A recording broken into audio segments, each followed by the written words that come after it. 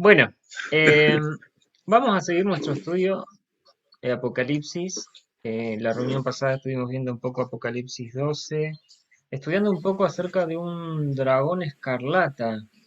Si recuerdan un poco, habíamos dicho que era el diablo y habíamos visto que es arrojado hacia la tierra.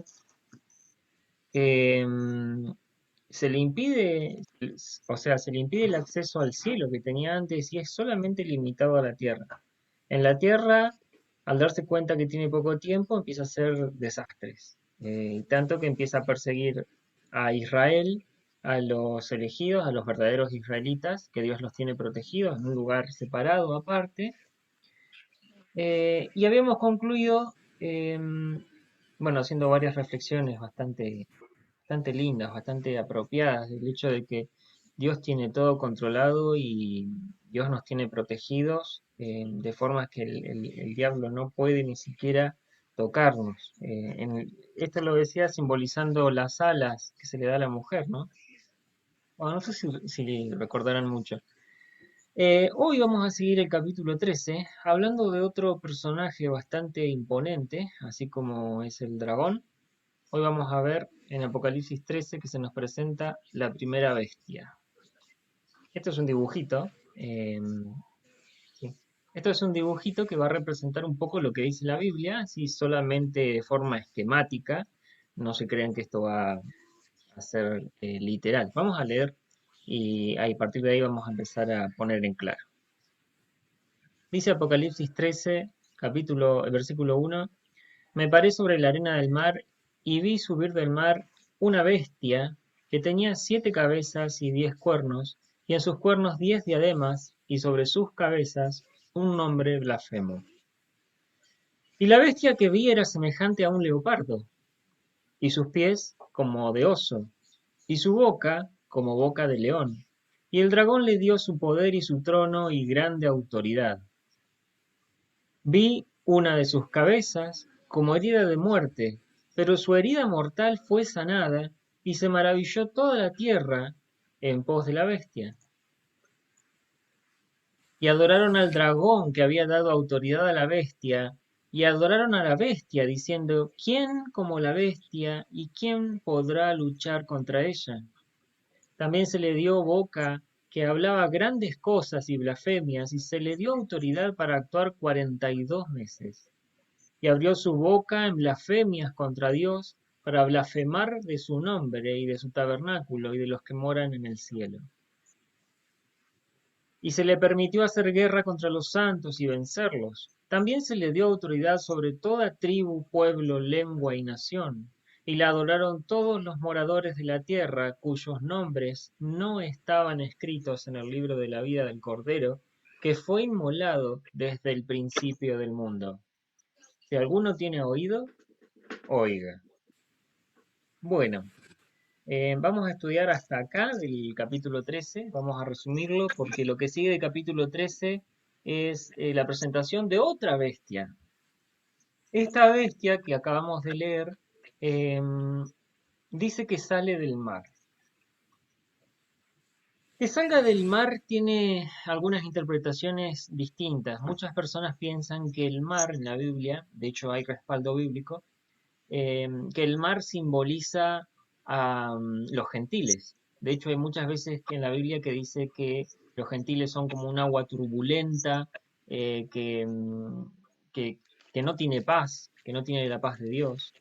Y otras personas también afirman que este mar de donde sale la bestia tiene que ver con algunos versículos que estudiamos ya en capítulos anteriores, tiene que ver con el abismo. ¿Se acuerdan que habíamos estudiado un poquito del abismo? Que dijimos que en la quinta trompeta, ya también la estudiamos, cuando se toca la quinta trompeta, cae un ángel del cielo, una estrella, dice, que nosotros en su momento vimos que era el diablo, que caía del cielo con la llave del abismo, y abría el abismo y de ahí salían como langostas. ¿Se acuerdan que lo habíamos estudiado? Hasta habíamos puesto un video de lo que eran la cantidad de langostas, como para que se den una idea. Liderados por un rey de los demonios, que las langostas obviamente simbolizaban demonios, que se llamaba Apolión. Pero además, Después, más adelante, en el capítulo 11, cuando hablábamos de la medición del templo y de los dos testigos, se presentaba esta bestia, desde ya se presentaba, y decía que subía del abismo. O sea que en la quinta trompeta seguramente esta bestia es liberada. Ahora seguramente se corta, seguimos después del corte, si no, queda un ratito. Bueno, tenemos este abismo entonces que más o menos yo creo que se calcula el tiempo a la mitad de los 7 años que dura la tribulación. Em, pero yo antes les había dicho que la tribulación comienza con el pacto que hace el anticristo con Israel. Bueno, ya no sé ni qué estaba diciendo. A ver dónde me quedé. Bueno, había terminado de leer el capítulo, la parte que vamos a estudiar hoy, que son los primeros 9 versículos del capítulo 13. Vamos entonces de a poquito. eh, Mira, salieron mal los efectos. Bueno, vamos a descifrar de a poquito el versículo 1. Dice: Me paré sobre la arena del mar y vi subir del mar una bestia que tenía 7 cabezas y 10 cuernos, y en sus cuernos 10 diademas, y sobre sus cabezas un nombre blasfemo. Este es el versículo número 1. Cuando uno lee bestia, cuando uno lee dragón, como en el capítulo anterior, enseguida eh, surge la imaginación y nos imaginamos un ser sobrenatural, imponente, que da miedo, que tiene, bueno, la descripción misma nos hace imaginarlo, ¿no? Pero cuando habla de bestia, este ser, vamos a ver que ya está narrado durante toda la Biblia, como una individualidad, no como un concepto abstracto, no como un ser místico, sino más bien como una persona. Cuando dice bestia, lo que nosotros tenemos que ver, de hecho, el original en el que está escrito este pasaje, que es en griego, hace toda referencia como si estuviera hablando de una persona que fuera bestia. ¿Vieron cuando nosotros vemos a alguien que dice, uy, qué bestia, qué es este? Bueno, algo por el estilo. Este bestia va más que nada referido al carácter, a la personalidad de una persona. Dice, su falta de compasión y su orgullo exceden lo humano para caer en lo bestial. O sea que estamos viendo a alguien Hola, Pali. con características bestiales. Además vamos a ver que en la descripción dice que tiene 7 cabezas y 10 cuernos. Si ustedes recuerdan un poquito en el capítulo anterior, este concepto de 7 cabezas y 10 cuernos se le da al dragón escarlata. Fíjense lo que dice el versículo 3 del capítulo 12. Dice, también apareció otra señal en el cielo. He aquí un gran dragón escarlata que tenía 7 cabezas y 10 cuernos. Llama la atención que esta otra bestia tenga, bueno, esta otra bestia, este otro ser bestial, podríamos decir, este hombre bestia, tenga las mismas características que el dragón escarlata. A ver, si el dragón escarlata era un símbolo y simbolizaba nada más y nada menos que al diablo, esta bestia tiene que simbolizar a algo que esté relacionado, que se identifique con el diablo. Bien podría ser un demonio, bien podría ser algo que se relacione justamente con Satanás al punto de parecerse lo suficiente. Cuando vimos también en el capítulo anterior lo que significaban las cabezas y los cuernos, habíamos dicho que las cabezas obviamente significa inteligencia, la sabiduría de alguien. Y que está acompañado del 7 significa que esa inteligencia sería perfecta, o sea, que sería alguien muy inteligente, muy astuto, más astuto, como decía Génesis, la serpiente era más astuta. Y 10 cuernos, y cuando vimos el concepto de cuernos, vimos que simbolizaba poder. Y 10 significa la plenitud, o sea, como que tiene plenitud de poder, al igual que el dragón. Pero, a diferencia del dragón, notamos una clave que dice, y en sus cuernos 10 diademas, 10 coronas. En el caso del dragón, el versículo 3 decía, apareció otra señal en el cielo, un dragón escarlata que tenía 7 cabezas, 10 cuernos, todo parecido hasta ahí, pero dice, y en sus cabezas 7 diademas. En este caso, la bestia que estamos estudiando tiene las diademas en los cuernos. Esta pequeña diferencia es lo suficientemente llamativa como para hacernos pensar. A ver, Si el cuerno simboliza poder y la diadema significa dominio, que uno tenga la corona sobre la cabeza significa que es el rey, ¿verdad?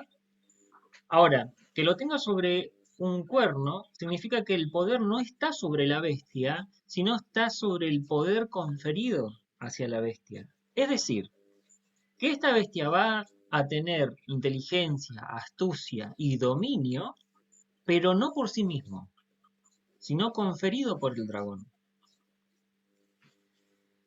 Vemos que dice también sobre sus cabezas, haciendo referencia a las 7 cabezas de la bestia, un nombre blasfemo. Y cuando yo veo un nombre sobre su cabeza me hace acordar enseguida otros pasajes de la Biblia, del Apocalipsis, más que nada, que podemos mencionar, por ejemplo, Apocalipsis 19, lo vamos a ver más adelante. Dice, entonces vi el cielo abierto y aquí un caballo blanco, y el que lo montaba se llamaba Fiel y Verdadero, y con justicia juzga y pelea. Sus ojos eran como llama de fuego, y había en su cabeza muchas diademas. Tenía un nombre escrito que ninguno conocía sino él mismo. Fíjense esto, sobre su cabeza muchas diademas y tenía un nombre escrito que ninguno conocía sino él mismo. Estaba vestido de una ropa teñida en sangre y su nombre es el Verbo de Dios. Si seguimos leyendo este pasaje, no puse más para no spoilear lo que sigue porque el capítulo 19 es precioso. Pero si vemos estos 3 versículos solamente, vemos Sí. que este personaje tiene un nombre escrito y lo asemeja, lo dice inmediatamente después de la cabeza y las diademas. O sea que la bestia querría imitar de alguna forma a nuestro Señor Jesús. El versículo 14 dice también, después miré y aquí el Cordero estaba en pie sobre el monte de Sión y con él 144.000 que tenían el nombre de él y el de su padre escrito en la frente. De esta forma podemos ver que el nombre escrito sobre la frente marca una especie de propiedad.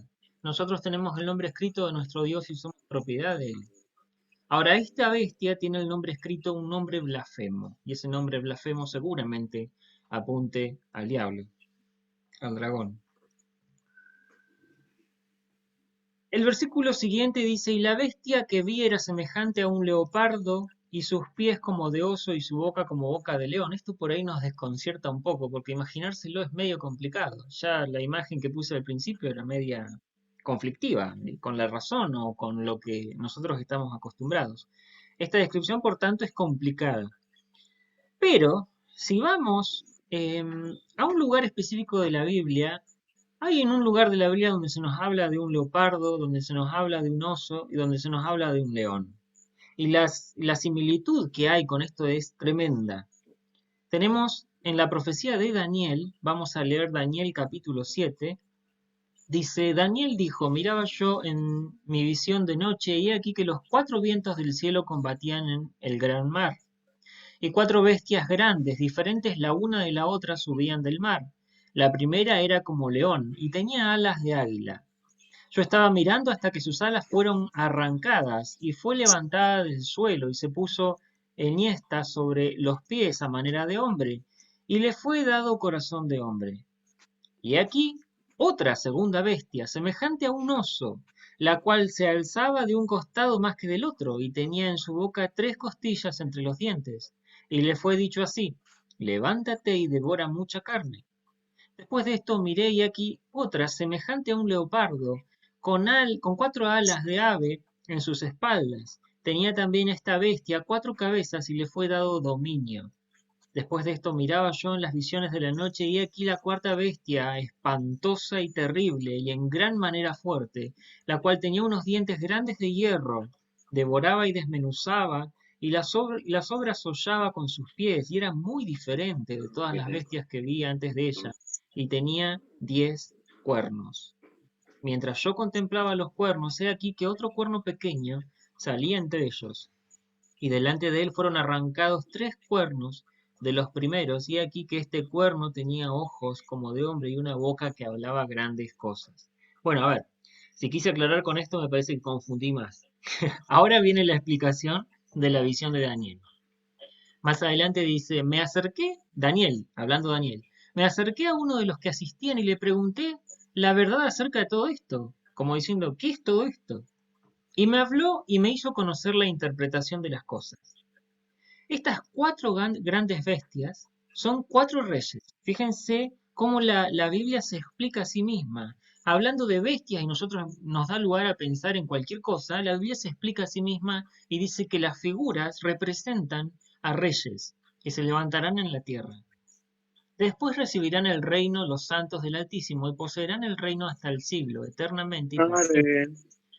Entonces tuve deseo de saber la verdad, dice Daniel, acerca de la cuarta bestia, que era tan diferente de todas las otras, espantosas en gran manera, que tenía dientes de hierro y uñas de bronce, que devoraba y desmenuzaba y las obras hollaba con sus pies.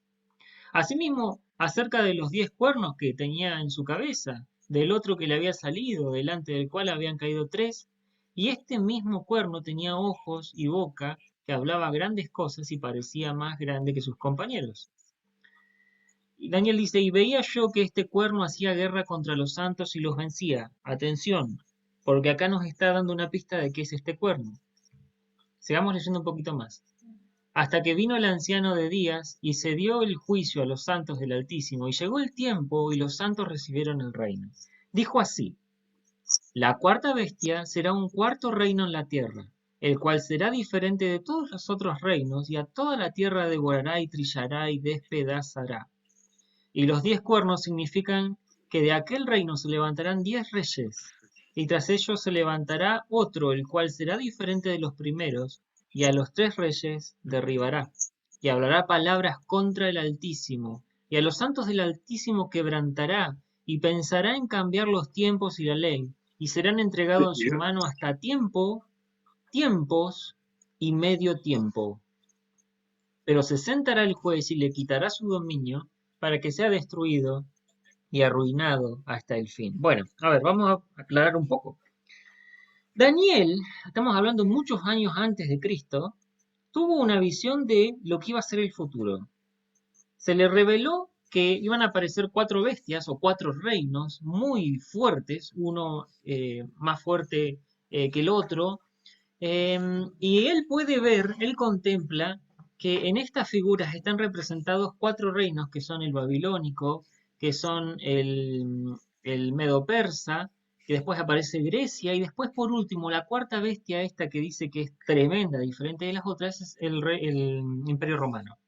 La cuestión es que dice que de ese imperio romano va a salir como del medio de los reyes un cuerno pequeño. Y si notamos en los versículos que leímos antes, dice que tenía ojos, el 20, y este mismo cuerno tenía ojos y boca, que hablaba grandes cosas y parecía más grande que sus compañeros. Si los cuernos son reyes, este otro pequeño cuerno sería un rey que, justamente, si tiene ojos y boca, es una persona.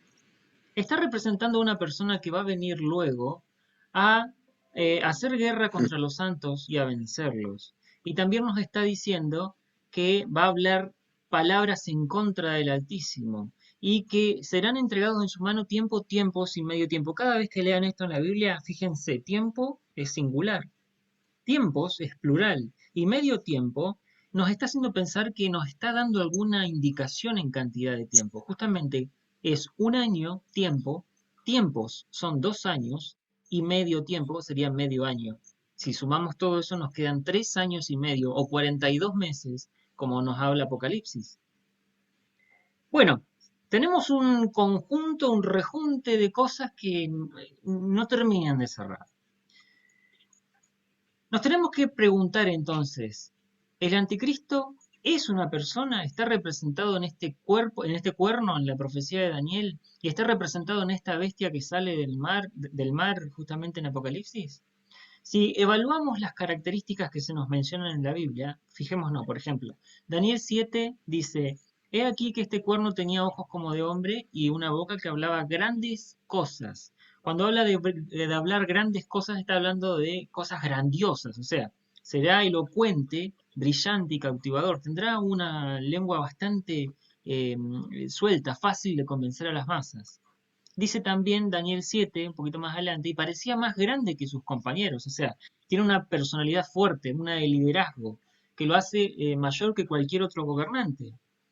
Daniel 8 más adelante dice, y al fin del reinado de estos, cuando los transgresores lleguen al colmo, se levantará un rey altivo de rostro y entendido en enigmas. O sea, que va a ser soberbio, que va a presentar su grandeza personal y que va a ser realmente entendido.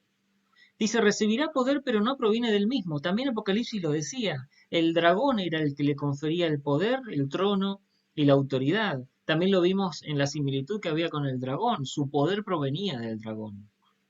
Será un dictador y se dedicará a la persecución de los santos. Daniel capítulo 8 dice, y causará grandes ruinas y prosperará y hará arbitrariamente y destruirá a los fuertes y al pueblo de los santos. Un par de características más, dice, establecerá un pacto con Israel y lo romperá a los 3 años y medio. Justamente cuando vimos, ya hemos mencionado un poco la profecía de la última semana de Daniel, dice que cuando empiece el fin, justamente va a empezar cuando esta persona, esta abominación desoladora, como le dice también en otro momento, va a firmar un pacto con Israel.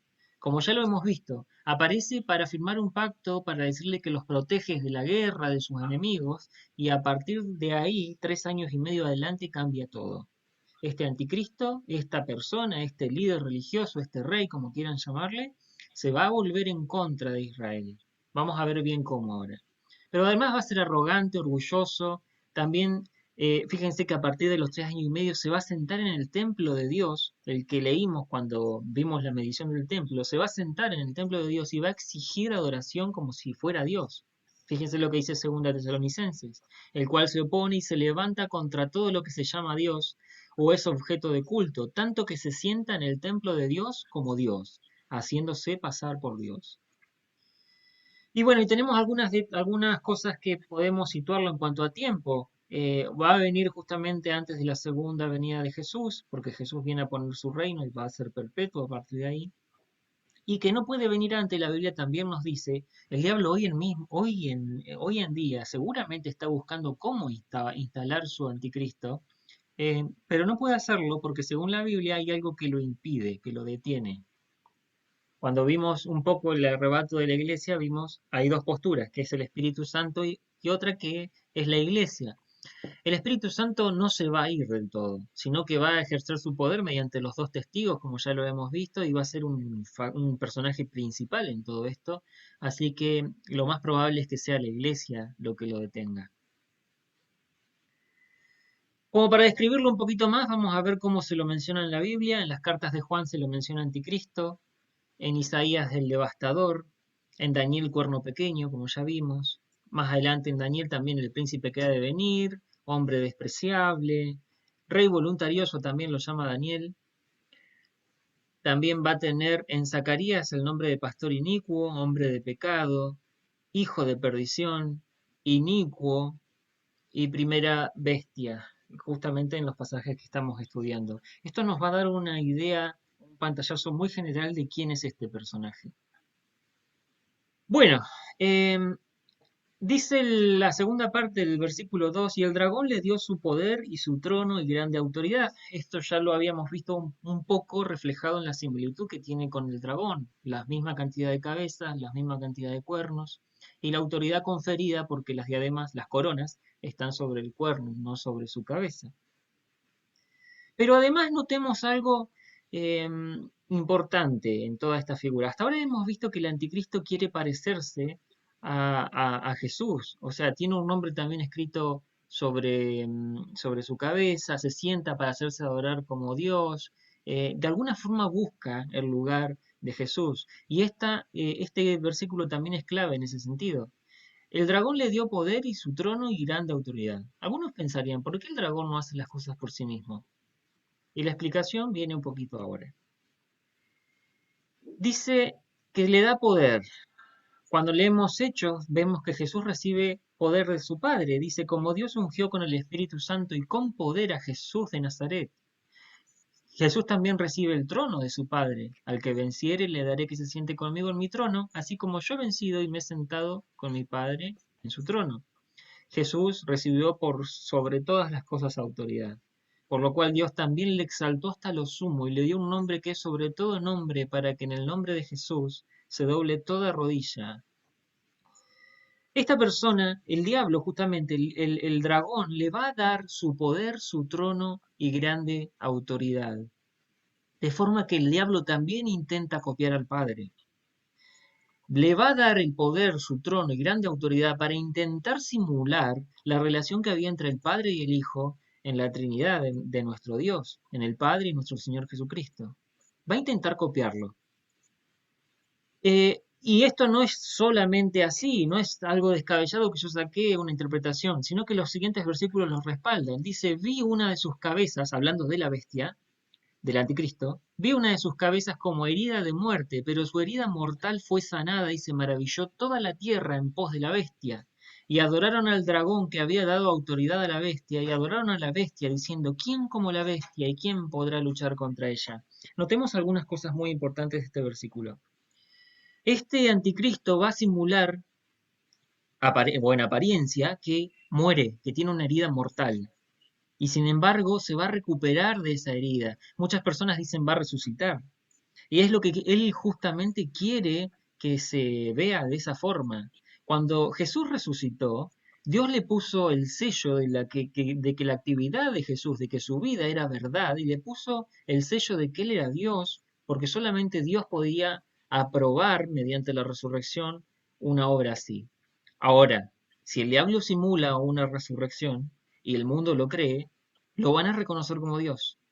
Van a decir que es el Mesías, que los judíos todavía están esperando. No reconocen a Jesús todavía los judíos. Van a estar, justamente están esperando al Mesías y va a aparecer este anticristo que se va a sentar en el trono, que va a resucitar. Aparentemente, fíjense que el versículo dice bien claro, ¿cómo herida de muerte? No dice, vi una de sus cabezas herida de muerte. Eso sería lo suficiente como para especular que, bueno, sí habría una factible resurrección. Pero dice cómo. Siempre que Juan en Apocalipsis diga cómo, prestemos atención porque está haciendo una similitud, una comparación. Ahora dice, vi una de sus cabezas como herida de muerte, pero su herida mortal fue sanada y se maravilló toda la tierra. Lógicamente, si él lo hace pasar por resurrección, lo van a considerar como Dios. Esto se ve en el versículo 4. Y adoraron al dragón que había dado autoridad a la bestia, y adoraron a la bestia diciendo, ¿quién como la bestia y quién podrá luchar contra ella? Esta pregunta retórica encierra la respuesta en sí misma. Si yo digo, ¿quién como la bestia? Estoy diciendo nadie. A propósito lo estoy preguntando. Y justamente esta frase, es una frase, una alabanza que se le atribuye solamente a Jesús, solamente a Dios. Notemos, por ejemplo, en algunos versículos, muy simple.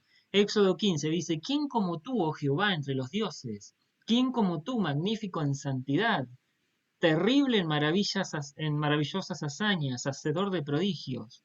Salmos, todos mis huesos dirán, Jehová, ¿quién como tú, que libras al afligido el más fuerte que él? Salmos más adelante, y tu justicia, oh Dios, hasta lo excelso. Tú has hecho grandes cosas, oh Dios, ¿quién como tú? Y Salmos también en otro capítulo, oh Jehová, Dios de los ejércitos, ¿quién como tú? Poderoso eres Jehová, y tu fidelidad te rodea. Si los judíos justamente son confundidos por el anticristo y creen que resucitó y creen que es el Mesías y lo adoran como Dios, lo que van a hacer es transferir la gloria a quien le confirió el poder, el trono y la autoridad. También en eso el diablo intenta simular a Dios. Para que lo entiendan, Jesús dijo, yo soy el camino, la verdad y la vida. Nadie viene al Padre si no es por mí. O sea que nosotros tenemos acceso al Padre por medio de Jesús. Si nosotros adoramos a Jesús, adoramos al Padre. Es el puente de nuestra adoración. Ahora, estas personas, al reconocer al anticristo como el Mesías, van a adorarlo y por tanto la adoración va a ser hacia el dragón. Fíjense lo que decía el versículo anterior. Dice, vi una de sus cabezas como herida de muerte, pero su herida mortal fue sanada y se maravilló toda la tierra en pos de la bestia. O sea, adoran a la bestia, se maravillan por la bestia y por tanto adoraron al dragón que había dado autoridad a la bestia. Realmente es algo terrible, es una abominación, da asco que algo que le corresponde al Señor lo lleve y lo imite de esta forma al diablo. Más adelante dice, también se le dio boca que hablaba grandes cosas y blasfemias, y se le dio autoridad para actuar 42 meses, y abrió su boca en blasfemias contra Dios, para blasfemar de su nombre, de su tabernáculo y de los que moran en el cielo. En estos dos versículos muy importante es notar unas pequeñas palabritas, pero que cambian toda la interpretación de estos dos versículos. Se le dio boca que hablaba grandes cosas y blasfemias, y se le dio autoridad para actuar 42 meses. Dios está permitiendo que esto pase. Dios le da la autorización para que estas últimas cosas pasen, y tienen que pasar así. Fíjense que más adelante también hay otros versículos que hablan de lo mismo. Dice, y se le permitió hacer guerra contra los santos y vencerlos. También se le dio autoridad sobre toda tribu, pueblo, lengua y nación. Esto es medio... con los chicos hablábamos el otro día y una de las chicas me decía que le daba impotencia. Y sí, da impotencia, da bronca, porque que esto le pase a la humanidad no está bueno, no. Vemos personas engañadas que están rindiendo culto al diablo, sabiéndolo o sin saberlo, no importa, lo terminan haciendo. Y uno piensa, bueno, qué terrible, qué injusto, y no, no es injusto en lo más mínimo. Notemos este versículo 7 que también es clave. También se le dio autoridad sobre toda tribu, pueblo, lengua y nación. Hace muy poquito, unos pocos versículos atrás, estudiamos que a alguien se le mandó a profetizar sobre toda tribu, pueblo, lengua y nación. También en los diferentes capítulos que hemos estudiado vimos a los 144.000 sellados, que fueron los encargados de llevar el Evangelio por todo el mundo, tanto que todos hubieran escuchado el Evangelio por lo menos una vez. También vemos a los dos profetas que se hicieron notar en todo el mundo por su acción en Israel, con poderes sobrenaturales. Y también vemos a la profecía de Juan, que es este Apocalipsis, este libro que va a estar de testigo durante ese tiempo. Entonces no es injusto. La gente no cree y fue lo suficientemente advertida. Y Dios fue lo suficientemente misericordioso en cada uno de los espacios que hemos visto, las señales de misericordia en medio de esta tremenda tribulación. Realmente Dios no es injusto, sino aún más, es lo suficientemente misericordioso, fiel hasta lo último, para que el que lo busca se salve. Pero ese tiempo se está terminando. ¿Se acuerdan que habíamos visto el anuncio del ángel fuerte?